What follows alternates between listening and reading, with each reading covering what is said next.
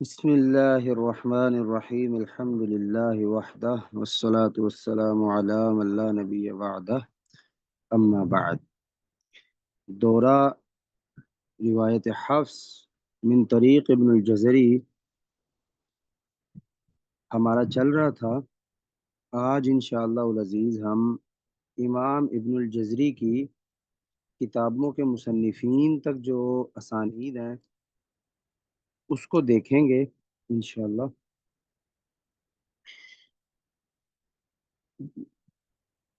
امام ابن الجزری علیہ الرحمہ کی اسانید انہوں نے اپنی کتاب النشر میں وہاں بیان کی ہیں، کتابوں تک وہاں بیان کی ہیں جہاں کتابوں کا تعارف کروایا ہے۔ وہاں امام ابن الجزری علیہ الرحمہ نے پہلے کتاب کا نام، پھر اس میں کتنی قراتیں، پھر اس کے مصنف کا نام، اور پھر اپنی اسانید بیان کی ہیں۔ یاد رکھیں اسانید دو طرح کی ہوتی ہیں۔ ایک سند ہوتی ہے جسے ہم کہتے ہیں سند روایہ۔ سند روایہ کا مطلب یہ ہوتا ہے کہ وہ سند کہ جس سے آپ نے اصول پڑھے ہوں، وہ سند جسے آپ نے اصول پڑھے ہوں یا فروش پڑھے ہوں، یعنی صرف کلمات اخذ کیے ہوں۔ یعنی جیسا کہ میں آپ کو روایت حافظ کے اصول لکھوا دوں، اب اصول میں کیا ہوگا؟ یہ نون ساکن تنوین کے قواعد ہوں گے، ادغام ہوگا، اظہار کی تفصیل ہوگی، فتح امالہ کی بحث ہوگی، اس طرح کی اصولی چیزیں میں آپ کو بتا دوں۔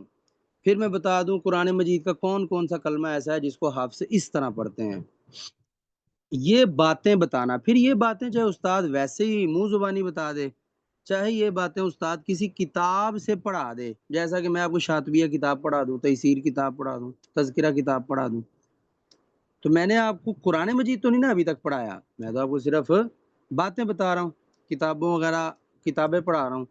تو یہ ساری جو سند بنتی ہے وہ سند الروایہ ہوتی ہے، اور ایک ہوتی ہے سند التلاوہ، وہ ہوتی ہے کہ قرآن مجید سنانا، استاد کو قرآن مجید سنایا ہو تو وہ پھر اس سے سند التلاوہ چلتی ہے۔ جیسا کہ میں نے قرآن مجید سنایا ہے شیخ ادریس عاصم صاحب کو، اب انہوں نے شاطبیہ کتاب پڑھی ہے قاری اظہار صاحب سے، اور قرآن مجید سنایا عبد الفتاح مرصفی صاحب کو۔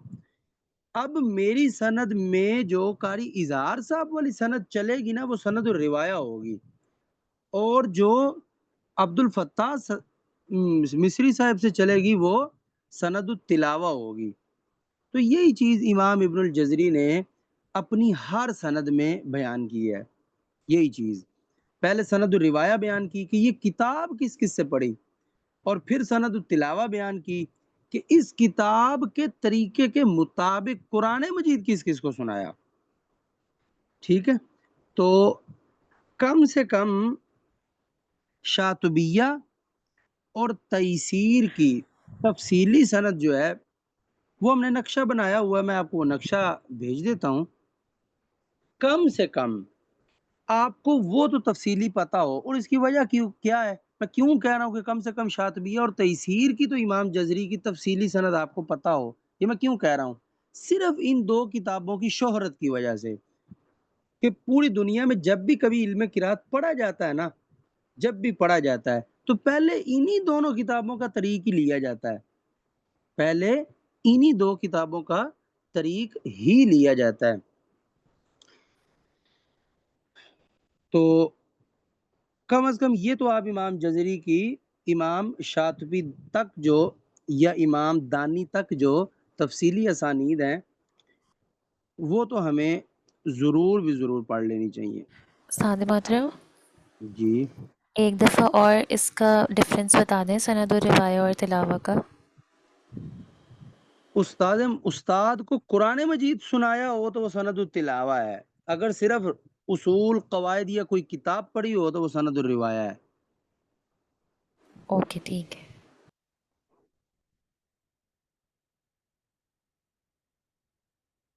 اب میں آپ کو ایک دو تصویریں بھیجتا ہوں جس میں اسانید ہیں امام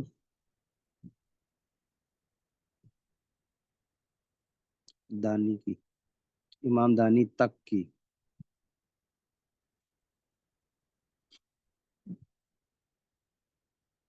میں نے آپ کو گروپ میں ایک تصویر بھیجی ہے.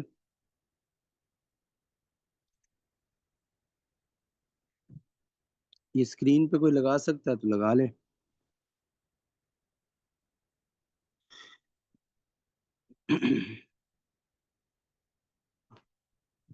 نہیں تو اپنے پاس اس کو اوپن کر لیں. اسی طرح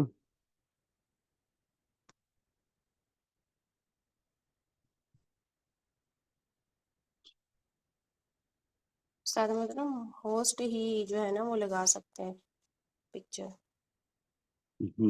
چلیں اپنے پاس اس کو اوپن کر لیں. مجھے یہاں سے تو لگانے کا طریقہ نہیں آتا.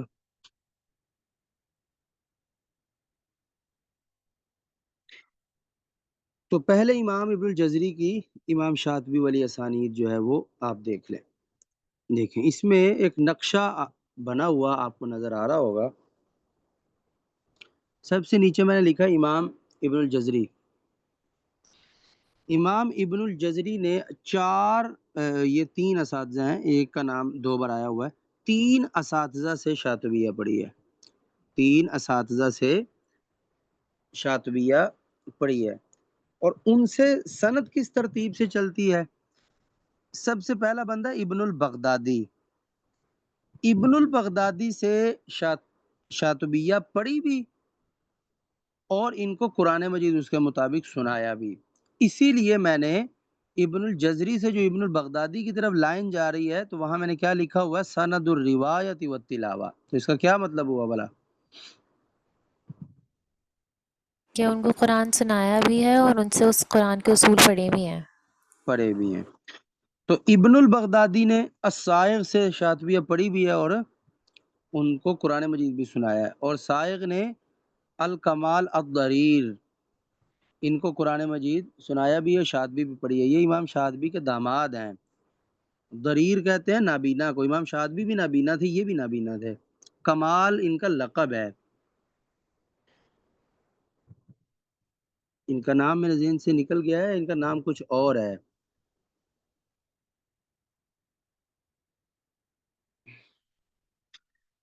اور انہوں نے پھر پڑھا امام شاطبی سے. یہ جو کمال الضریر ہے نا امام شاطبی کے داماد، انہوں نے امام شاطبی کو الگ الگ روایت میں پورا قرآن مجید سنایا ہوا ہے، ابو الحارث کی روایت کے علاوہ. اور اس کے بعد پھر جمع الجمع میں قرآن مجید سنایا ہے، تو سورۃ الاحقاف تک سنایا تھا. پھر امام شاطبی وفات پا گئے تھے.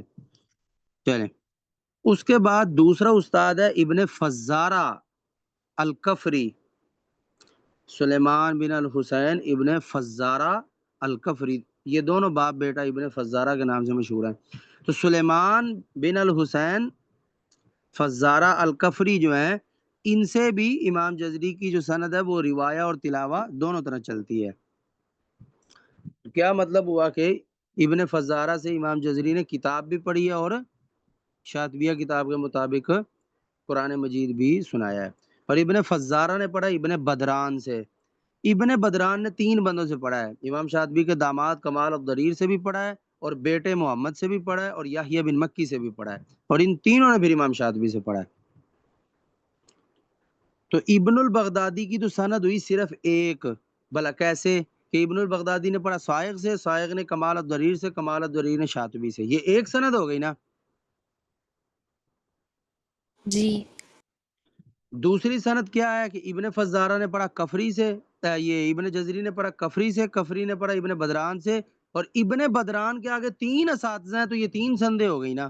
ایک کمال الضریر کے واسطے سے گئی، ایک محمد شاطبی کے واسطے سے گئی، اور ایک یحییٰ بن مکی کے واسطے سے گئی. تو یہ ٹوٹل 3 سندیں ہو گئیں.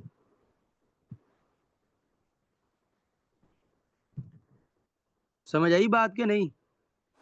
نہیں آئی. آپ اپنے پاس لکھیں نا کہ نمبر 1 ابن جزری نے پڑھا کفری سے، کفری نے ابن بدران سے، ابن بدران نے کمال الضریر سے، کمال الضریر نے شاطبی سے. تو یہ ایک سند ہو گئی نا.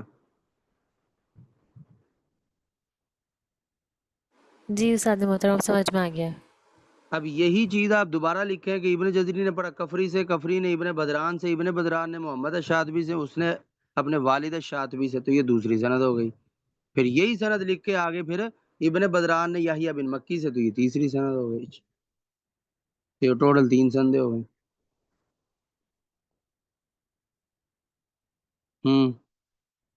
جی کس استاد کس کو یہ محترم آ سمجھ گیا سمجھ میں. باقی کسی کو نہ سمجھ آیا ہو تو بتائیں.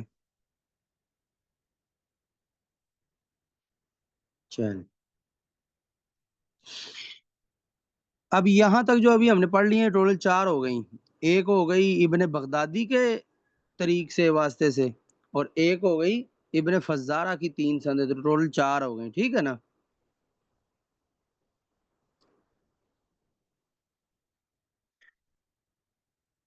چار سندیں ہو گئی یہاں تک. کلیئر ہے نا؟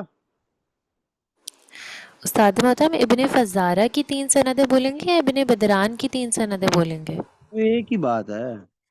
اچھا اوکے ٹھیک ہے. پھر ابن الجزری نے پڑھا ابن رافع السلامی سے. اب ابن رافع السلامی نے کتاب پڑھی ہے ابن المعلم سے، اور قرآن مجید سنایا ابی علی الغماری سے. قرآن مجید سنایا ابی علی الغماری کو. تو ابن رافع سے جو سند الروایہ چلنی ہے وہ ابن المعلم کے سند سے چلنی ہے، اور جو تلاوتی سند چلنی ہے وہ ابی علی الغماری کے سند سے چلنی ہے. تو اب یہ سند بنائے ہیں بھلا کیسے بنے گی؟ سند روایہ کیسے بنے گی بھلا؟ ابن رافع السلامی سے ابن المعلم، اور پھر اس کے بعد ابی الحسن، اور پھر وہ شاطبی تک جائیں گے. ہاں، تو یہ سند روایہ ہو گئی کہ ابن جزری نے کتاب پڑھی ابن رافع سے، ابن رافع نے ابن المعلم سے، ابن المعلم نے ابی الحسن سخاوی سے، اور سخاوی نے امام شاطبی سے. اور سند التلاوہ کیسے بنے گی کہ ابن الجزری نے پڑھا ابن رافع سے، ابن رافع نے پڑھا ابی علی الغماری سے، اور اس نے پڑھا ابی عبداللہ القرطبی سے، اور اس نے پڑھا امام شاطبی سے. تو ابن رافع سے ایک سند الروایہ اور ایک سند التلاوہ ہے. جیسے میری ہے کہ میں نے قرآن مجید پڑھا ہے ابن رافع سے. اب ابن رافع میں نے قرآن مجید پڑھا ہے قاری ادریس العاصم صاحب سے، انہوں نے قاری اظہار صاحب سے کتاب پڑھی تو سند روایہ ہو گئی، اور عبد الفتاح مرسوی صاحب کو قرآن مجید سنایا تو سند تلاوہ ہو گئی. سمجھ آئی بات؟ جی استاد محترم. تو یہ یہاں تک ٹوٹل کتنی سندیں ہو گئی؟ 6. ایک ابن البغدادی کی جو سند التلاوہ بھی تھی، سند الروایہ بھی تھی، اور 3 ہو گئی ابن فزارہ سے جو سند الروایہ بھی تھی، سند التلاوہ بھی تھی، اور 2 سندیں ہو گئی ابن رافع سے. تو ٹوٹل 6 سندیں ہو گئی. صحیح ہے؟ جی. اب ایک سند ہے جو صرف سند الروایہ ہے، یعنی ابن بغدادی سے ایک سند تو وہ تھی نا جو روایتی بھی تھی اور تلاوتی بھی تھی. اب یہ ابن البغدادی سے وہ سند ہے جو صرف روایتی ہے، تلاوتی سند نہیں ہے. کہ ابن جزری نے پڑھا ابن البغدادی سے، ابن البغدادی نے پڑھا ابی علی الغماری سے. کیا پڑھا؟ صرف کتاب پڑھی. اور ابی علی الغماری نے ابو عبداللہ القرطبی سے کتاب پڑھی، اور انہوں نے پڑھا امام شاطبی سے. تو یہ ایک اور سند روایہ ہو گئی. تو اگر امام جزری کی امام شاطبی تک آپ سند الروایہ جمع کریں تو وہ ٹوٹل کتنی بنے گی؟ 2 بن گئی ابن البغدادی سے، ایک جو نمبر 1 پہ میں نے بتائی ہے ابن البغدادی کی، اور ایک میں نے ابھی بتائی ہے. تو ابن البغدادی سے 2 سند الروایہ ہو گئی نا. جی. اور ابن فزارہ الکفری سے بھی تو سند الروایہ اور سند التلاوہ دونوں طرح ہے نا. تو سند الروایہ ایک اس کی بھی ہو گئی. اور اسی طرح ابن رافع سلامی سے بھی تو سند الروایہ ایک ہے. تو اس کا مطلب ہے اپنے تینوں اساتذہ سے امام جزری کی سند الروایہ ہے. ٹھیک ہے. اب وہ بنے گی کس طرح کہ ایک ابن البغدادی اور السائغ اور الکمال الدریر والی سند، یہ بھی سند الروایہ ہوگی. ایک ابن البغدادی ابی علی الغماری اور ابی عبداللہ القرطبی والی بھی سند الروایہ ہوگی. اسی طرح ابن رافع سلامی سے، اور سلامی نے ابن المعلم سے، اور اس نے ابو الحسن السخاوی سے. تو یہ بھی سند الروایہ ہوگی. اور ابن فزارہ والی سند بھی، تینوں سندیں یہ بھی روایہ ہوں گی. تو سند الروایہ ٹوٹل کتنی ہو گئی؟ 6. ٹوٹل 6 ہو گئی. اب سند التلاوہ دیکھیں، ایک ابن البغدادی سے آئے گی، 3 ابن فزارہ سے آئیں گی اور 1 ابن رافع سے آئے گی، بس ٹھیک ہے۔ تو یہ ٹوٹل تفصیل تھی امام شاطبی تک امام ابن الجزری کی اسانید کی۔ اچھا یہ اسانید ہیں عالی اسانید۔ عالی سند کا مطلب ہوتا ہے کہ یعنی اصولی طور پر اگر آپ بات کریں تو اس کا مطلب یہ ہوتا ہے کہ کسی بندے کے رسول اللہ صلی اللہ علیہ وسلم تک سب سے کم واسطے ہوں، درمیان میں کم بندے ہوں، تھوڑے بندے ہوں، تو وہ عالی سند ہوتی ہے، ٹھیک ہے۔ اور اگر آپ یہ سند کسی امام تک بیان کرنا چاہ رہے ہیں تو امام تک سب سے کم واسطے ہوں، راوی تک کرنا چاہ رہے تو راوی تک سب سے کم واسطے ہوں۔ تو یہاں بات امام شاطبی تک کی اسانید کی ہو رہی ہے، تو امام جزری سے لے کر امام شاطبی تک ہر وہ سند جس میں بندے بہت کم ہوں گے وہ سب سے عالی سند ہوگی۔ تو امام جزری کے زمانے میں اس سے زیادہ عالی سند کوئی بھی نہیں تھی کہ اس بندے سے لے کر امام شاطبی تک درمیان میں 3 واسطے ہوں، اس سے عالی سند کوئی نہیں تھی۔ سب سے عالی ترین سند، بلند ترین سند وہی ہے کہ امام جزری اور امام شاطبی، یا بلکہ یہ کہہ لیں کہ امام جزری کے ابن الجزری کے زمانے میں اور امام شاطبی کے زمانے میں کے درمیان 3 واسطے تو لازمی بنتے ہیں، کہ کوئی ایسی سند نہیں تھی کہ جس میں 2 واسطے بنتے ہوں۔ باقی امام ابن الجزری کی اور بھی بڑی اسانید ایسی ہوں گی جس میں درمیان میں 4 واسطے ہوں گے یا 5 واسطے ہوں گے، اعلی ترین یہی سندیں بنتی ہیں، یعنی امام شاطبی تک سب سے کم واسطے ہیں، ٹھیک ہے۔ جی استاد محترم۔ ہم۔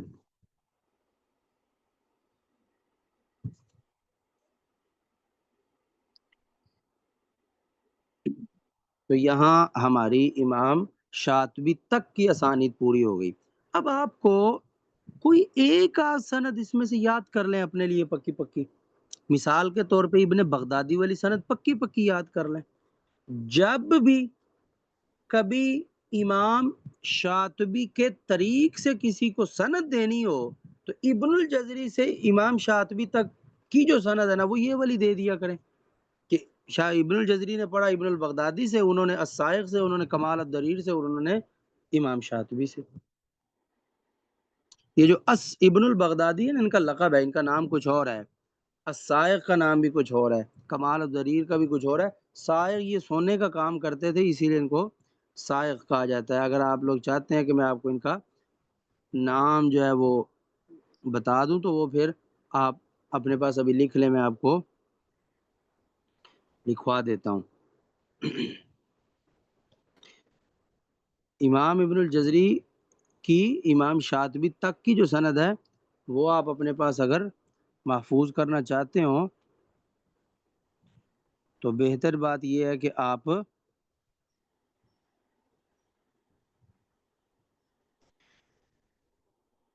یہ والی سند اپنے پاس جو ہے نا محفوظ کر لیں۔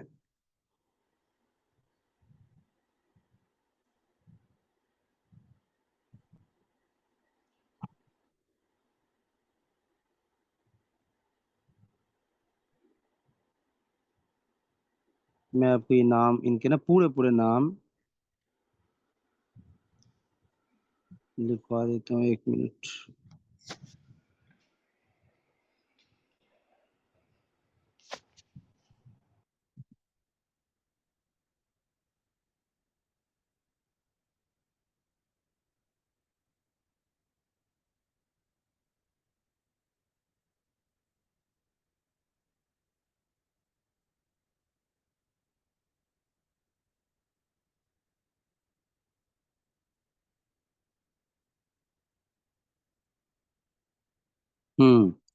ابی محمد عبد الرحمن بن احمد ابن البغدادی،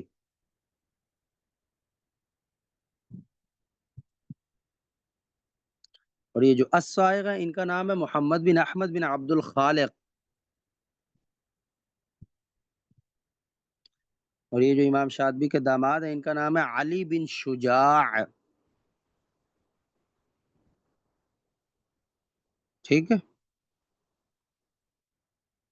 جی اور امام شاطبی کا نام لوگوں نے تو ابو القاسم لکھا ہوتا ہے، لیکن ان کا اپنا نام بھی قاسم ہے، ابو القاسم قاسم بن فیر روح، را مشدد ہے، فیر روح بن قاسم بن فیر روح بن خلف بن احمد الشاطبی۔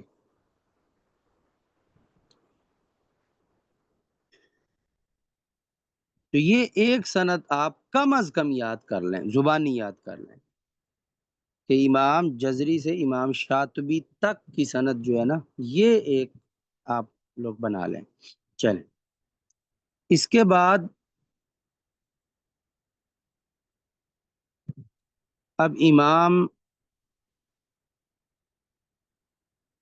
ہاں، کمال الدریر کا نام جو ہے نا علی بن شجاع ہی ہے، صحیح ہے۔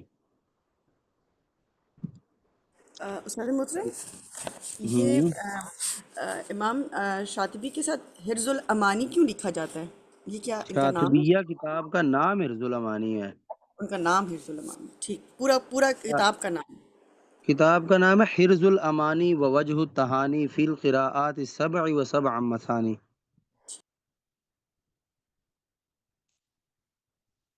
چلے، اب امام دانی تک کی جو امام جزری کی سندیں بنتی ہیں نا، اس کو دیکھ لیں۔ نقشہ سیم اسی طرح بنا ہوا ہے، اس میں بھی ہم یہی دیکھیں گے کہ اس میں سے بھی آپ کوئی ایک سند جو ہے بس یاد کر لیں گے، ٹھیک ہے۔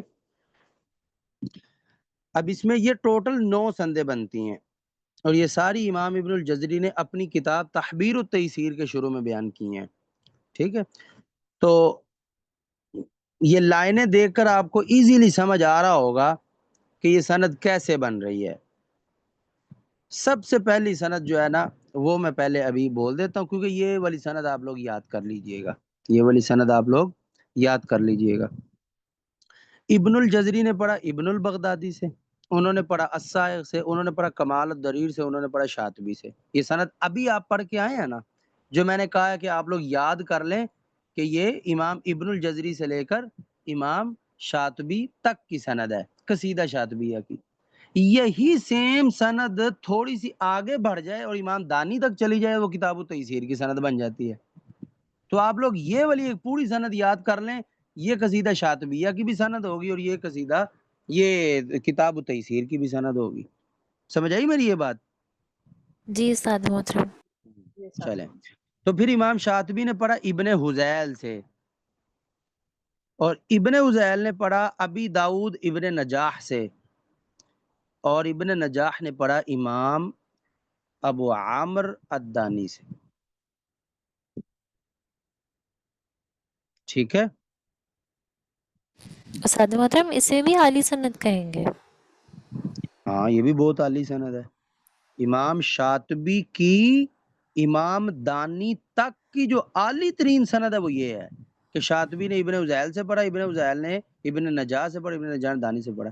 امام شاطبی کی ایک اور سند بھی ہے جو امام دانی تک جاتی ہے، وہ ذرا نازل سند ہے، وہ میں بتاتا ہوں بعد میں، وہ تو خالص امام شاطبی کے بارے میں بات ہے نا، وہ بعد میں کرتے ہیں، ابھی امام جزری کی چل رہی ہے۔ تو کتاب التیسیر، اگر آپ ابن الجزری سے ڈائریکٹ امام دانی تک کی بات کریں نا، تو وہ تو اس سے بھی اعلی سند ہے۔ یعنی امام ابن الجزری نے اگر امام دانی تک پہنچنا ہو سندن، تو کافی ساری سندیں ہیں، ان سندوں میں سے بھی ایک عالی سند ہے جو اس سند سے عالی ہے، یہ ابن البغدادی عن السائغ عن الزریر عن الشاطبی عن ابن حذیل عن ابی داؤد عن امام دانی، اس سند سے بھی عالی ایک سند ہے۔ اور یہ سب سے پہلی جو سند ہے نا، اس میں آپ دیکھیں امام جزری کے نام کے بعد ہم نے ایک کا نشان بھی دیا ہوا ہے۔ یہ سند بالکل اوپر تک چلی جائے تو یہ بن جاتی ہے امام ابن الجزری کی امام دانی تک کی سند۔ اور اگر آپ اعلی ترین سند دیکھنا چاہتے ہیں تو یہ 9ویں سند ہے کہ ابن الجزری نے پڑھا ابن ہلال سے، انہوں نے مقدسی سے، انہوں نے ابی الیمن الکندی سے، یہ بہت بڑی شخصیت ہے ابو الیمن الکندی۔ ابی الیمن الکندی نے پڑھا سبت الخیاط سے، ابو الیمن الکندی 10 سال کی عمر میں سبت الخیاط سے اس نے ہر چیز پڑھ لی تھی، 10 سال کی عمر میں۔ اور سبت الخیاط نے پڑھا عبد الحق ابن السلجی سے، اور ابن السلجی نے پڑھا امام الدانی سے۔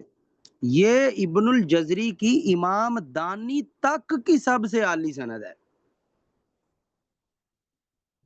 ٹھیک ہے۔ جی سادہ محترم۔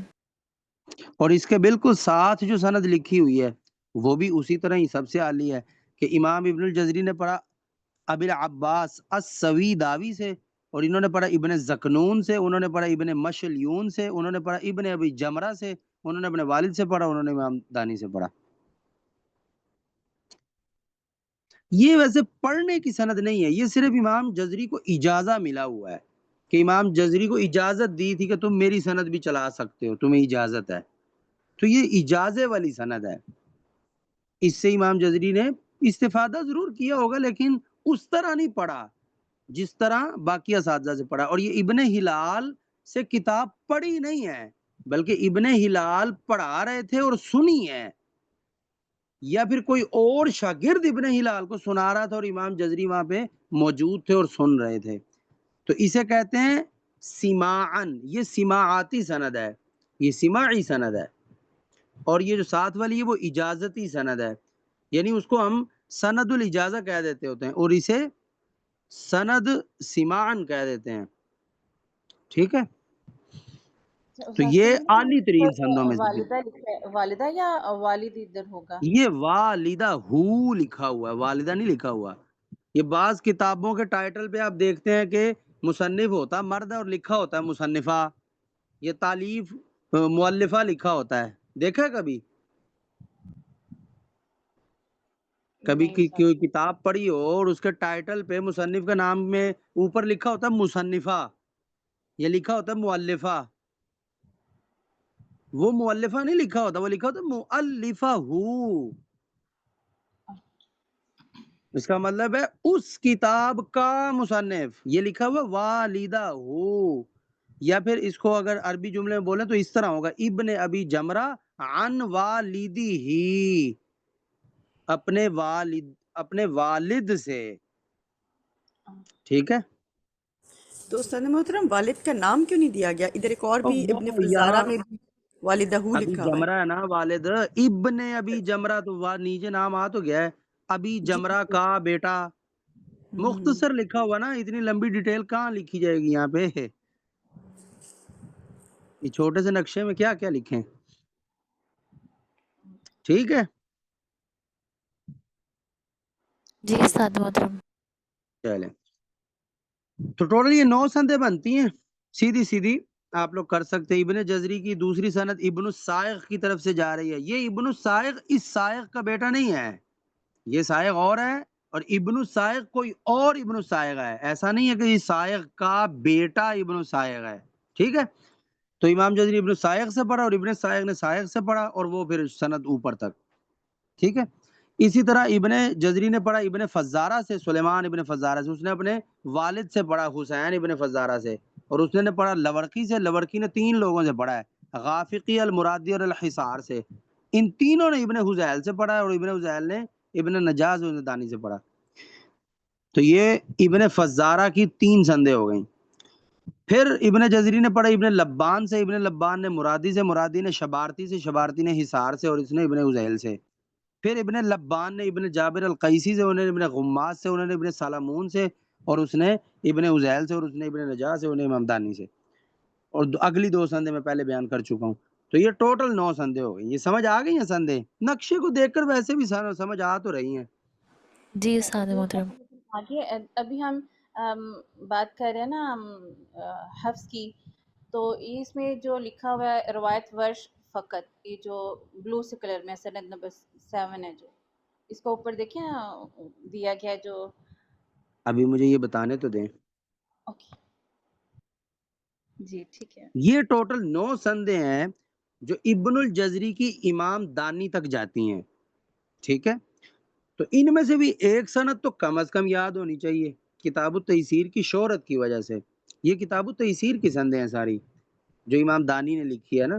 تو امام جزری نے ابن البغدادی سے تیسیر بھی پڑھی، اور انہوں نے السائغ سے تیسیر پڑھی، انہوں نے کمال الزریر سے تیسیر پڑھی، انہوں نے امام شاطبی سے تیسیر پڑھی، شاطبی نے ابن حذیل سے تیسیر پڑھی اور ابن حذیل نے ابن نجاح سے پڑھی اور ابن نجاح نے امام دانی سے امام دانی کی کتاب تیسیر پڑھی اخذ کی.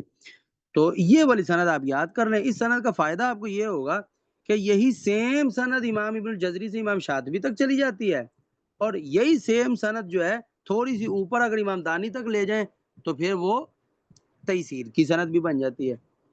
تو جب بھی کبھی کتاب التیسیر کی سند کی ضرورت پڑے تو یہی پہلی والی سند بیان کر دیں اور جب بھی ضرورت امام شاطبی تک کی سند کی پڑے تو یہی والی سند کر دیں. ٹھیک ہے. اب یہ جو 9 سندیں ہیں ان سندوں کی ہم نے ڈیٹیل لکھی ہے کہ ہر سند کی ویلیو کیا ہے. اگر تو آپ سند نمبر 1 اور 2 دیکھیں نا تو یہ خالصتاً کتاب شاطبیہ اور تیسیر کی سند ہے. یعنی یہ سند و روایہ بھی ہے تلاوہ بھی ہے. اسی سند سے میں پیچھے بتا آیا ہوں کہ آپ امام شاطبی سے امام جزری نے یہ امام ابن الجزری نے اپنے استاد ابن بغدادی سے شاطبیہ کتاب بھی پڑھی قرآن مجید بھی سنایا, تیسیر کتاب بھی پڑھی اور قرآن مجید بھی سنایا. ٹھیک ہے.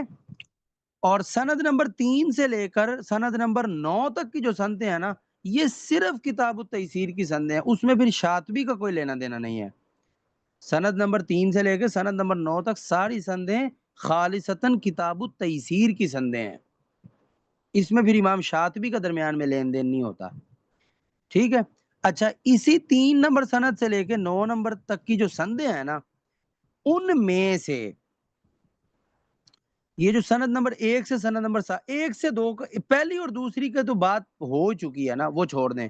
تو سند نمبر 3 سے 7 تک کی جو سندیں ہیں ان سب لوگوں سے امام جزری نے قرآن مجید بھی پڑھا ہوا ہے, روایت بھی لی ہوئی ہے اور کوئی اور شاگرد سنا رہا تھا پاس بیٹھ کے سنا بھی ہوا ہے 7 سندوں میں.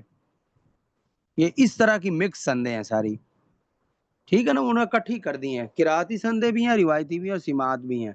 اچھا, تو روایتی سند 7ویں سند وہ سند ہے کہ امام ابن الجزری نے اس بندے سے صرف اور صرف روایت ورش پڑھی ہوئی ہے بس. یہ 7ویں سند جو ہے وہ صرف روایت ورش کی سند بنتی ہے کتاب التیسیر کی. اور 8ویں سند میں نے پہلے بتا دی صرف اجازے کی سند ہے, یہ امام جزری نے پڑھا نہیں ہے, صرف اجازہ لیا ہوا ہے. اور 9ویں سند میں نے آپ کو پہلے بتا دیا کہ امام ابن الجزری وہاں بیٹھے ہوئے تھے جب کوئی طالب علم سنا رہا تھا, یا امام ابن الجزری وہاں بیٹھے ہوئے تھے اور ابن ہلال پڑھا رہے تھے. تو یہ سماعتی سند ہے. تو یہ سندوں کی ویلیو لکھی ہوئی ہے. جو اسانید کا علم جانتا ہے یہ بات اس کے لیے ہے. تو امید ہے آپ کو یہ ساری چیز سمجھ آ گئی ہوگی. تو جی امام حافظ ابن جو انہوں نے جی کتابیں پڑھی ہیں یا کسی سے باقاعدہ پڑھی ہیں ان کی اسناد تو سمجھ آتی ہے کہ چلے انہوں نے پڑھی ہیں, فزیکلی وہ پڑھی ہیں, لیکن سننے کا بھی اجازہ ہوتا ہے, سننے کی بھی اسناد ہوتی ہیں ہاں جی, اور یہ کہ وہ ایم ایس ایم ہی نہیں اس میں کسی کو مل پارٹیسپیٹ جاتی تو ہے. نہیں کیا نا, انہوں نے تو جسٹ سنا, نہ اس میں ان کے استاد شامل تھے نہ کوئی بک شامل تھی, صرف دوسرے کسی کو پڑھاتے ہوئے انہوں نے سنا اور اس کی بھی اسناد اس میں شامل ہیں. بالکل شامل ہوتی ہیں. یہ بہت اہم بات ہے, یہ بہت اہم چیز ہے. ہمارے ہاں سند کے بارے میں کسی کو اتا پتہ ہی نہیں ہے. اسپیشل طور پر مجلسیں قائم کی جاتی ہیں کہ فلاں استاد آئے گا اور کتاب اس کے سامنے پڑھی جائے گی. پڑھنے والا تو کوئی ایک بندہ ہی ہوگا نا, باقی سارے سن رہے ہوں گے. سب کو اس سماع کی اجازت دی جائے گی, اسے کہتے ہیں مجلس سماع. اور یہ اہل عرب میں بہت زیادہ ہے, ہمارے ہاں جانتے ہی کوئی نہیں اس بات کو. اور یہ اتنی امپورٹنٹ چیز ہے کہ میں آپ کو کیا بتاؤں. یہ روایت کو زندہ رکھنے کی چیز ہے. جس بندے نے متن کی تلاوت کی اس کی وہ روایتی سند بن جائے گی کہ اس نے متن پڑھا تھا استاد کے سامنے, باقیوں نے سماع کیا تھا تو ان کی سماعتی سند بن جائے گی. یہ مجلس سماع ہوتی ہے. شاید آپ کو یہ معلوم نہ ہو کہ جو مخطوطے ہوتے ہیں ان مخطوطوں کے آخر میں لکھا ہوتا ہے سماعات. مثلا یہ کتاب ہے, اس کو کس کس نے سماع کیا, اس مجلس کے احوال لکھے ہوتے ہیں, کسی نے تفصیلاً لکھے ہوتے ہیں, کسی نے مختصر لکھے ہوتے ہیں.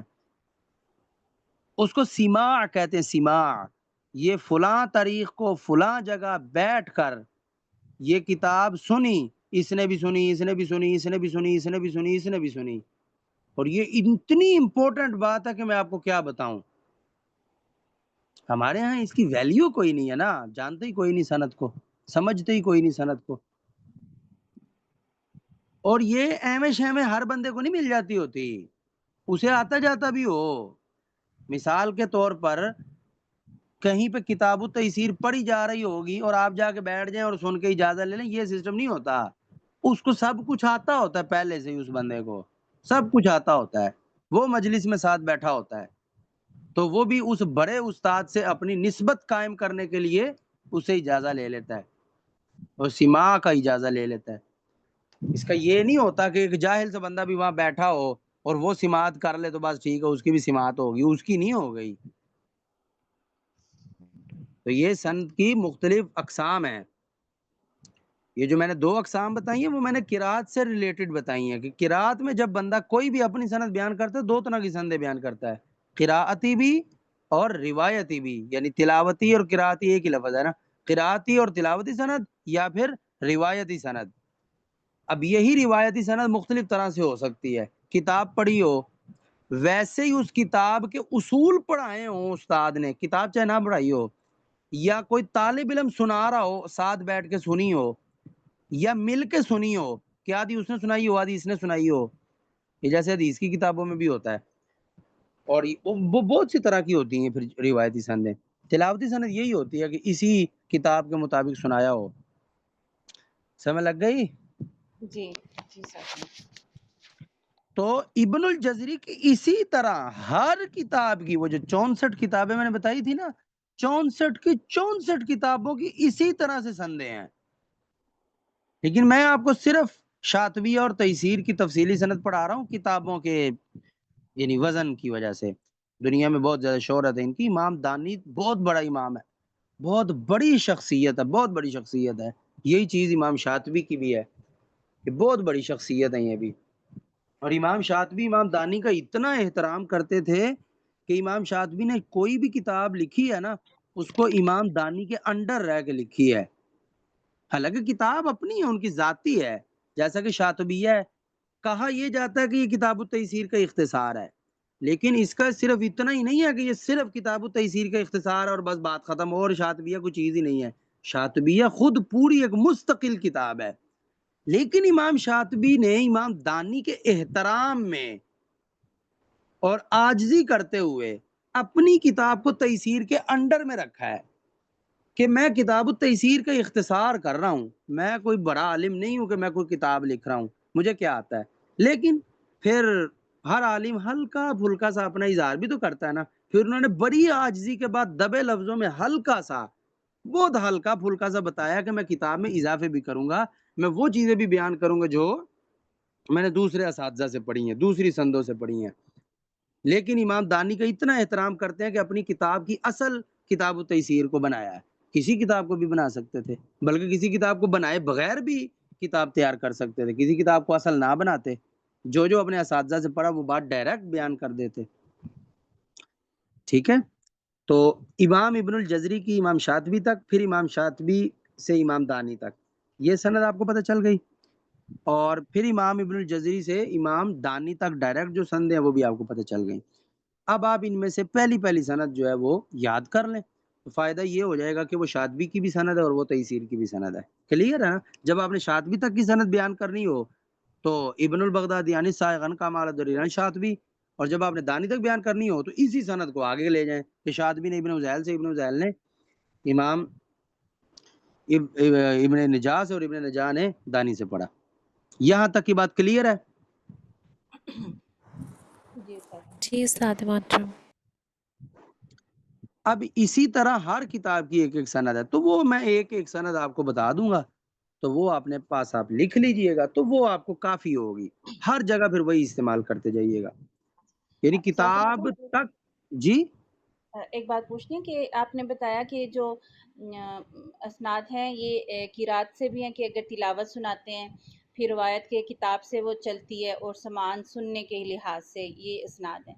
تو اس میں سند الاجازہ کا کیا ڈفرینس ہو جاتا ہے پھر؟ اس میں کیا تلاوت ہے، قرات کچھ ہے؟ بھی نہیں ہے اس میں، استاد نے اجازت دی ہوتی کہ خیر ہے میری سند بھی چلا لو، وہ صرف سند الاجازہ ہے کہ اجازہ ملا ہوا ہے. اس میں نہ مثال کے طور سنایا پہ، گیا کچھ، نہ کچھ سنا گیا ہے. ہاں اس میں وہ سسٹم نہیں ہوتا. مثال کے طور پہ میں نے اپنے ایک استاد سے یعنی کسی بڑی شخصیت سے رابطہ کیا، اس کو بھی تھوڑا بہت چلو میرا پتہ تھا، تو اسی طرح امام ابن الجزری نے فرض کرے رابطہ کیا اور ان کو پتہ تھا یہ تو بہت بڑے شیخ ہیں، ان کو تو ہر چیز آتی ہے، تو انہوں نے اپنی سند عالی کرنے کے لیے یا ان کے ساتھ نسبت کرنے کے لیے یا کسی بھی وجہ سے، یا فرض کریں امام ابن الجزری کسی شہر میں گئے تو اتنا گئے ہیں تو بڑے بڑے علماء سے بھی مل لیا جائے، تو پھر علماء سے ملنے گئے تو پتہ چلا ان کے پاس فلاں قسم کی سند ہے، تو مانگ لی تو انہوں نے کہا میں دے دیتا ہوں. اس طرح وہ سند دے دیتے ہیں، اجازہ دے دیتے ہیں، یار اس کو اس کتاب کا اجازہ میری طرف سے لکھ دو، یا خود لکھ دیتے ہیں اپنے ہاتھ سے، یا کہہ دیتے ہیں اجزتکم میں نے تمہیں اجازت دیا، کہہ دیتے ہیں، تو وہ سند اجازہ بن جاتی ہے. حالانکہ اس کتاب کو پڑھا نہیں ہوتا، لیکن اس جس کو اجازت دیا جا رہا اس کو سب کچھ پہلے سے آتا ہوتا ہے.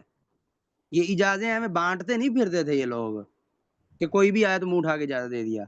ابن الجزری کیا ہے جو خود مصنف ہے کتابوں کا، جو خود ہزاروں لوگوں کا استاد ہے، اس نے اجازہ مانگا، اس کو تو آتا ہی ہے، اس کو تو دے ہی دو، کوئی مسئلہ نہیں.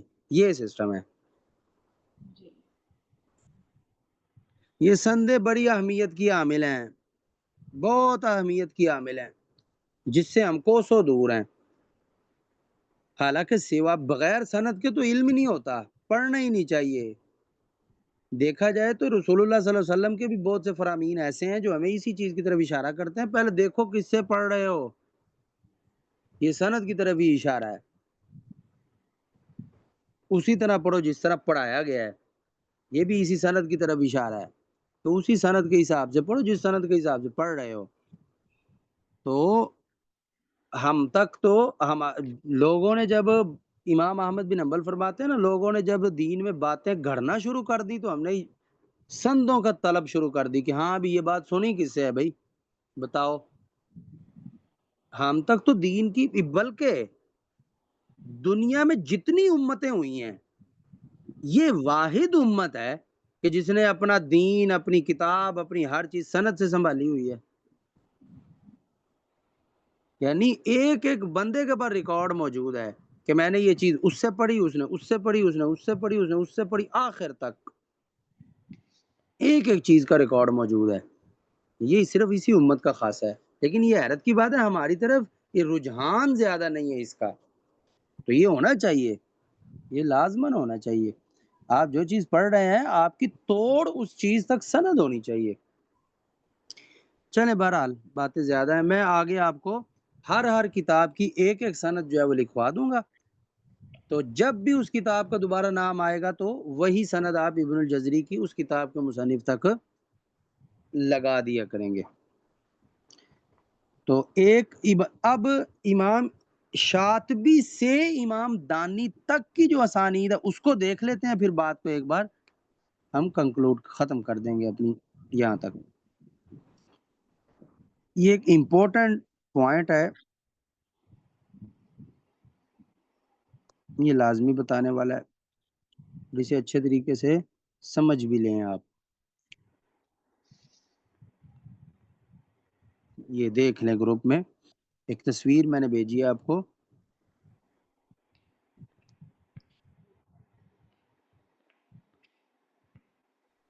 اس میں امام شاطبی سے لے کر امام دانی تک کی جو سندیں ہیں نا وہ بیان کی ہوئی ہیں.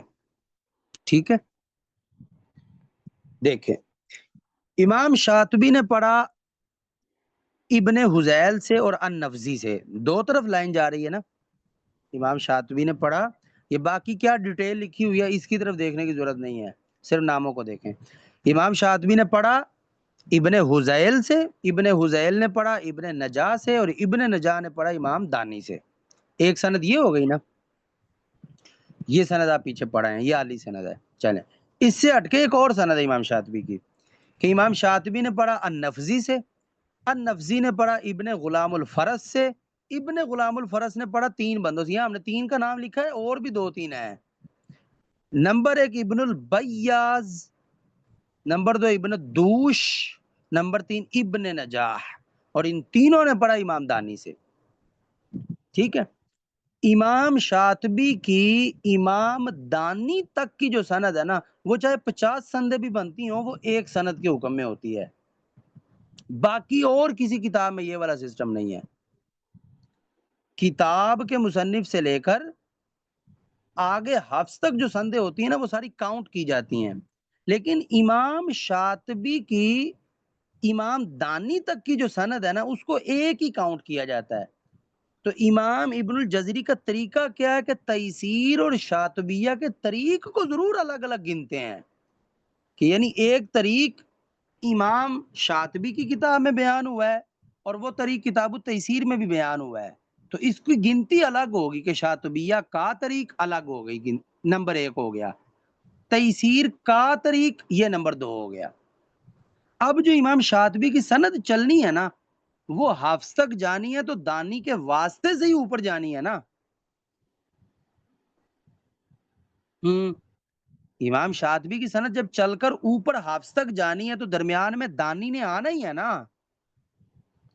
جی آنا ہے نا. تو پھر امام شاطبی سے امام دانی تک جتنی بھی سندیں ہیں نا، اس کو ایک کاؤنٹ کر لیا جاتا ہے.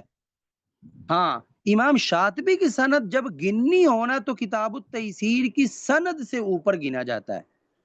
تو سند اوپر سیم ہی ہوتی ہے، یعنی امام شاطبی سے دانی تک آپ سند اپنے پاس پکی پکی سیو کر لیں، اور ان میں سے بھی ایک اپنے لیے مختص کر لیں. یہ ابن حذیل والی مختص کر لیں، نہیں تو ساری یاد کر لیں اور اپنے پاس ذہن میں یہ رکھیں کہ شاطبی سے دانی تک چلے گئے، اس کا مطلب یہ ایک بات ہے، یہ ایک سند ہے، یہاں جا کر رک جائیں گے. آگے جا کے دیکھیں گے کہ امام دانی سے راوی تک کی جتنی سندیں بنتی ہیں وہ ساری کاؤنٹ ہوں گی. وہ اگرچہ بنتی ایک ایک ہی ہے، شعبہ کی صرف 2 بنتی ہیں، باقی تمام راویوں کی ایک ایک ہی بنتی ہے. تو امام ابن الجزری کا طریقہ کار کیا ہے کہ جب بھی کتاب التیسیر کا طریق بیان کرتے ہیں تو اس میں 2 طریق بیان کرتے ہیں، ایک شاطبیہ کتاب کا طریق اور کتاب التیسیر کا طریق. اور شاطبیہ کا طریق بھی سیم ہی ہوتا ہے، شاطبیہ کا طریق بھی سیم ہی ہوتا ہے کہ امام شاطبی دانی تک آ کر ہی آگے جائیں گے نا، تو اب جتنی مرضی سندوں سے آئے ہوں وہ سند ایک ہی کاؤنٹ ہوگی. اب آپ نے یہ نہیں سمجھنا کہ یہ 4 سندیں بن رہی ہیں، نفزی کی 3 اور ابن عزیل کی 1، تو اس کو 4 نہیں کاؤنٹ کرنا، یہ ایک ہی ہے. یہ والا کام جو ہے نا سیم، یہ والا کام اور کسی کتاب کے ساتھ نہیں ہے. باقی سب جگہوں پر وہی والا اصول ہے، کتاب کے مصنف سے لے کر حفظ تک کی جتنی سندیں بنے گی ساری کاؤنٹ ہوں گی. وہ چاہے ہر کتاب سے کتاب کے مصنف سے لے کر راوی تک 5 سندیں بن رہی ہوں، وہ 5 کاؤنٹ ہوں گی. تو یہاں آپ نے یہ کام نہیں کرنا کہ امام شاطبی کتاب کے مصنف ہے نا، تو یہاں سے لے کر حفظ تک بھی تو یہ والی 4 سندیں کاؤنٹ ہونی چاہیے نا. ہاں، یہاں کاؤنٹ نہیں ہوتی کیونکہ اوپر سند سیم ہے. اور اگر آپ اتنا لمبا چکر یاد نہیں رکھنا چاہتے تو آپ سادہ سی بات اپنے ذہن میں رکھیں کہ شاطبی نے پڑھا ابن عزیل سے، ابن عزیل نے ابن نجاح سے، اور ابن نجاح نے امام دانی سے، اور یہی امام دانی کی سند اوپر حفظ تک لے جائیں تو وہ ایک ہی ہوگی. آپ یہ باقی لمبے چکر میں نہ پڑیں، لیکن یہ بات بتانا ضروری تھی، وہ میں نے بتا دی ہے. اگر آپ کو یہ بات ٹف لگ رہی ہے تو آپ یہ والی چیز ذہن سے سائڈ پہ کر دیں اور آپ میری اسی بات پہ رہیں کہ کتاب کے مصنف سے لے کر راوی تک کی جتنی سندیں ہیں وہ کاؤنٹ ہوتی ہیں. تو لہٰذا جب آپ شاطبی سے ڈائریکٹ حفظ تک جائیں گے تو درمیان میں چاہے امام دانی آ بھی جائیں، وہ ایک ہی سند بنے گی نا، تو کاؤنٹ بھی ایک ہی ہوگی. کچھ سمجھ آئی بات؟ استاد محترم، یہ پوچھنا تھا کہ یہ جو شاطبیہ ہے امام شاطبی کی، یہ امام دانی کے علاوہ کسی اور سے چین سے نہیں جاتی، اوپر نہیں پہنچتی؟ آپ یہ کہنا چاہ رہے ہیں کہ بیچ میں بہت سی چین سے ضرور ہی آئے جاتی گی؟ ہے، بہت سی چینز سے اوپر جاتی ہے، لیکن یہی ہے نا کہ وہ کاؤنٹ نہیں ہوتی. 2 باتیں ہیں یہاں پہ، یہ جو سوال آپ نے اب اتنا بڑا سوال یہیں کر دیا، میں یہی سوچ رہا ہوں. 2 باتیں ہیں، ایک ہے امام شاطبی اپنی سند سے دانی کے واسطے سے راوی تک چلے جائیں، یا دانی کے واسطے کے بغیر ڈائریکٹ اوپر راوی تک چلے جائیں. 2 باتیں ہیں نا، یہ جی جی. دونوں طرح ہو سکتا ہے نا، یہ دونوں طرح ہے. یہ دونوں طرح ہے، لیکن ہم اتنے لمبے چوڑے چکر میں پڑ رہے ہی کیوں؟ آپ آسانی کی غرض سے امام دانی کے ہی واسطے سے اوپر چلے جائیں، سیم ہی ہے نا، باقی سندوں میں بھی تو کام تو سیم ہی ہے، چیز سیم ہی ہے، تو ہم اچھا امام دانی کے واسطے سے اوپر چلے جائیں گے۔ لیکن یہاں بھی یہی بات ہے کہ امام شاطبی کی بہت سی سندیں ایسی ہیں جو اوپر جا کے دانی آ جاتا ہے، تو ہم امام شاطبی کی دانی تک کی ساری سندوں کو ایک سند سمجھتے ہیں، اس کو ایک کاؤنٹ کرتے ہیں، تو اس کو ایک کاؤنٹ کر کے دانی تک لے جاتے ہیں، اور دانی سے اوپر راوی تک چلے جاتے ہیں، تو وہ ایک ہو گئی، ہم، وہ ایک ہو گئی۔ اس کے بعد جب تیسیر کی پرسنلی سند دیکھنی ہو تو وہ تو امام دانی سے لے کر راوی تک کاؤنٹ ہوتی ہے کہ دانی نے ٹوٹل کتنی سندیں راوی تک بیان کی ہیں، ہر ایک الگ الگ کاؤنٹ ہوگی۔ کتاب التذکرہ والے نے اپنے آپ سے لے کر اب تک کتنی سندیں بیان کی ہیں وہ الگ الگ کاؤنٹ ہوں گی، تلخیص ابن بلیمہ والی الگ کاؤنٹ ہوں گی، یعنی باقی تمام کتابوں کی سندوں میں یہی سسٹم ہے کہ مصنف سے لے کر حفظ تک جتنی سندیں کاؤنٹ ہوں گی، لیکن یہ کام آپ شاطبی سے حفظ تک کریں نا تو شاطبی سے دانی تک کی سندیں کاؤنٹ نہیں ہوں گی، وہ ایک ہی رہے گی۔ ایک سند میں منہ سے بول کر بتا دیتا ہوں، دیکھیں میں نے شاطبی سے لے کر حفظ تک جانا ہے تو میں کیا کروں گا کہ شاطبی نے پڑھا ابن حذیل سے، ابن حذیل نے پڑھا ابن نجاح سے، ابن نجاح نے پڑھا امام دانی سے، دانی نے پڑھا طاہر بن غلبون سے، طاہر بن غلبون نے پڑھا ہاشمی سے، ہاشمی نے پڑھا اشنانی سے، اشنانی نے عبید سے، عبید نے پڑھا حفص سے۔ تو یہ میں کتاب کے مصنف سے حفص تک سند لے گیا نا، ہم، یہ ایک کاؤنٹ ہو گئی، ٹھیک ہے، یہ نمبر ایک ہو گیا نا، طریق نمبر جی ایک ہو گیا نا، جی جی جی جی بالکل طریق نمبر ایک ہو گیا۔ اب اسی طریق نمبر ایک میں امام شاطبی سے امام دانی تک 50 سندیں بھی بیان کر دوں نا تو بین شاطبی و بین دانی جتنی سندیں ہیں وہ ایک ہی رہے گی، وہ اس کا نام ایک ہی ہوگا۔ اب وہ آپ کی مرضی ہے، آپ کون سی سند لے کر جانا چاہتے ہیں، ابن حذیل اور ابن نجاح والی، یا نفذی عن ابن غلام الفرز عن ابن بیاض والی، یا نفذی عن ابن غلام الفرز عن ابن دوش عن دانی والی، یا نفذی عن ابن غلام الفرز عن ابن نجاح عن دانی والی، یا چاروں اکٹھی بیان کر کے اوپر تک لے کر جانا چاہتے ہیں، یا شاطبی کی کوئی بھی سند جو ڈائریکٹ اب تک جاتی ہو وہ ساری لے کر جانا چاہے وہ ایک ہی کہلائے گی۔ ٹھیک۔ استاد محترم، مطلب جو مجھے سمجھ آیا وہ یہ ہے کہ ہم نے بک ٹو بک ہم نے چین بنانی ہے، سند جو ہے وہ کتاب سے کتاب تک چین جاتی ہے، شاطبیہ سے دانی تک مطلب تحسیر تک جائے گی، تحسیر سے اوپر جو طاہر بن غلبون کی آپ نے بتایا تھا وہ تذکرہ تھی، تو وہ بیچ میری میں وہ بات سنیں، کتاب آئے میری گی۔ بات سنیں، میری بات ہم، سنیں، جب شاطبیہ کتاب کا نام لے کر شاطبیہ کی سند بیان کی جا رہی ہے نا تو درمیان میں کوئی بھی مصنف آ جائے اس کی کتاب کا نام نہیں لینا، اچھا، ٹھیک ٹھیک ٹھیک ٹھیک، دانی آ گئے نا، دانی جی شاطبی کی سند میں آ رہے ہیں، کتاب التیسیر کی سند ہم بیان نہیں کر رہے، ٹھیک ہے، وہ تو بعد میں جب ہم کہیں گے نا کہ کتاب التیسیر کا طریق تو تب امام دانی کی سند ان کی کتاب تیسیر سے کاؤنٹ ہو کے اوپر جائے گی، پھر اس میں جب طاہر بن غلبون کا نام آئے گا تو وہ اس کی کتاب تذکرہ کا نام نہیں ہوگا، ہم، وہ دانی کی سند میں طاہر بن غلبون ہے، ہم اس کی کتاب تذکرہ کا ذکر نہیں کر رہے، ٹھیک، ٹھیک ہے نا، درمیان میں کوئی بھی مصنف آ جائے ہم، جب اس مصنف کی کتاب کا نام نہیں لینا، وہ تب لیں گے جب اس کی سند بیان کرنے لگیں گے، یہ بک ٹو بک والی بات آپ نہ کریں۔ ٹھیک ٹھیک ہے، مطلب ہم جب امام شاطبی سے لے کے جائیں گے اوپر تک کی سند، تو ہم اس میں بہتر ہے کہ ایسی سند لے لیں جس میں ہمیں پھر باقیوں کا بھی یاد ان کی جب ہم نے سند اوپر لے کے جانی ہو تو وہ یاد کرنے میں آسانی ہو جائے گی۔ اگر ہم کوئی دوسری چین لیتے ہیں تو اس میں ہمیں بہت زیادہ نام دوسرے یاد کرنے پڑیں گے، وہ کنفیوژن بھی ہو سکتی ہے۔ نہیں ویسے زیادہ ناموں کو یاد کرنے کی ضرورت نہیں ہے، میں آپ کو ابھی یعنی پہلے بھی میں نے بتایا کہ کم از کم جزری سے شاطبی تک، اسی طرح جزری سے دانی تک، اور امام شاطبی سے امام دانی تک یہ تین چیزیں جو ہے نا یہ کم از کم آپ کی نظروں میں ہوں، ایک ایک چیز یاد کر لیں، صرف ایک، یعنی ٹوٹل ایک سند زبانی یاد کر لیں. یعنی آپ ابن الجزری سے شاطبی تک پہنچے، شاطبی سے دانی تک پہنچے، ایک سند یاد کر لیں بس، وہ بھی ان کتابوں کی اہمیت کے پیش نظر. یہ باقی چیزیں نہ یاد کریں خیر ہے، لیکن آپ کی کم از کم نظروں میں یہ ہونی چاہیے. باقی کتابوں میں تو میں آپ کو یہ لمبی چوڑی تفصیلیں بھی یاد کرنے کی ضرورت نہیں کہتا، لیکن کم از کم یہ تین چیزیں تو تفصیلی طور پر سمجھ ضرور لیں، اپنی نظروں میں رکھیں، سامنے رکھیں، کبھی بھی آپ اس کو دیکھ کر آگے پڑھا سکیں. ہو سکتا ہے پڑھاتے پڑھاتے یہ زبانی یاد بھی ہو جائے، ٹھیک ہے. بقیہ کتابوں میں اتنا کھپنے کی ضرورت نہیں ہے. آپ کو امام جزری سے لے کر کتاب کے مصنف تک کی سند لکھی ہوئی بھی آپ کے پاس پڑھی ہے نا، صرف آپ کو پڑھنی آنی چاہیے کہ لکھی کیا ہوئی ہے، اس کو نہ زبانی یاد کریں، میں کوئی زور نہیں دے رہا. ہاں اس کے بعد کتاب کے مصنف سے لے کر راوی تک کی سند بھی یاد کرنے کی ضرورت نہیں ہے، کم از کم معلوم تو ہو نا، پڑھنی تو آ رہی ہو.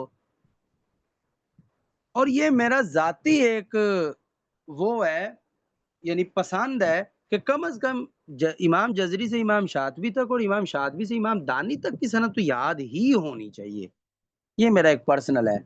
اور حفظ تک کی کوئی ایک سند تو زبانی یاد ہو نا، کوئی ایک، 52 سندیں ہیں، 52 میں سے ایک تو یاد ہو، اور وہ آپ یہ والی یاد کر لیں کہ دانی نے پڑھا طاہر بن غلبون سے، اس نے پڑھا ہاشمی سے، ہاشمی نے اشنانی سے، اشنانی نے عبید سے، عبید نے حفص سے. تو کم از کم ایک سند تو زبانی یاد ہو نا بندے کو، ٹھیک ہے. جی تو کل ملا کر میں اب یہ جو شاطبی والی میں نے باتیں کی ہیں نا، ان میں سے میں خلاصہ بیان کر دیتا ہوں. میں نے اصول بیان کیا تھا نا شروع میں کہ کتاب کے مصنف سے حفظ تک کی جو سند ہوگی نا وہ کاؤنٹ ہوگی، وہ جتنی بھی ہوگی کاؤنٹ ہوگی، میں نے یہ کہا تھا نا. امام شاطبی سے لے کر حفظ تک کی جتنی بھی سندیں ہیں، کچھ اور سندیں بھی ہیں، جتنی بھی سندیں ہیں وہ ساری ایک ہی کاؤنٹ ہوں گی. ہاں بقیہ ساری کتابوں میں وہی بات ہے جو میں نے پہلے کہی تھی. صرف ایک شاطبیہ کتاب ایسی ہے کہ امام شاطبی سے لے کر راوی تک اگر 10 سندیں بھی بنتی ہیں نا تو ان 10 سندوں کی ویلیو بھی ایک سند کی ہے، ٹھیک ہے. اگر آپ پر یہ بات بھی مشکل گزر رہی ہے تو آپ یہ ساری باتیں چھوڑ کر آپ جسٹ ایک سند اپنی پکڑ لیں. وہ سند کیا ہے کہ شاطبی نے پڑھا ابن عزیل سے، ابن عزیل نے پڑھا ابن نجا سے، ابن نجا نے پڑھا دانی سے، دانی نے طاہر بن غلبون سے، طاہر بن غلبون نے ہاشمی سے، ہاشمی نے اشنانی سے، اشنانی نے عبید سے، عبید نے حفص سے. تو یہ ایک سند میں نے بیان کیا نا، تو یہ ایک ہی ہے. اور میں نے بھی اصول یہ بیان کیا تھا کہ شاطبی سے لے کر یا کتاب کے مصنف سے لے کر راوی تک جتنی سندیں ہوں گی وہ کاؤنٹ ہوں گی. میں نے ایک بیان کیا تو لہٰذا اس کو ایک ہی کاؤنٹ کر لیں. اب بات آپ کے لیے آسان ہوگی.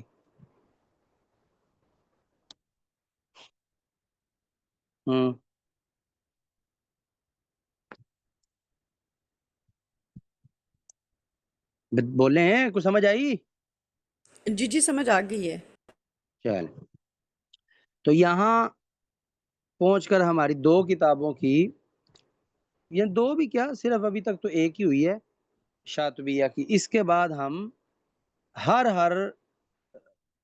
کتاب نہیں بلکہ ٹھیک ہے امام جزری سے امام کتابوں کے مصنف تک کام کر رہے ہیں نا، تو شاطبیہ تک اور امام ابن الجزری سے لے کے تیسیر تک ان دو کتابوں تک جو سندیں تھی امام جزری کی وہ تو ہم نے پڑھ لی. اب بقیہ کتابیں رہ گئی ہیں 15. ان 15 کتابوں کی ایک ایک سند جو ہے ہم اگلے سبق میں پڑھیں گے، اور وہ صرف سند بھی آپ خالی دیکھ لیں گے تو وہ کافی ہوگا انشاءاللہ العزیز. تو امام ابن الجزری سے لے کر کتاب کے مصنف تک کی ایک ایک سند آپ اپنے پاس لکھ لیجئے گا، اور جب بھی اس کتاب کی سند کی ضرورت پڑے تو وہی آپ کی لکھی ہوئی سند اٹھا کے وہاں پر لگا دیجئے گا. اور کتاب کے مصنف سے اوپر کی سند تو آپ کو اسپیشل وہ تو بتائی جائے گی نا، وہ تو ہمارا اصل مرحلہ ہے، وہ بعد میں آئے گا انشاءاللہ العزیز. یہاں تک کسی کو کوئی سوال ہے تو کر لیں.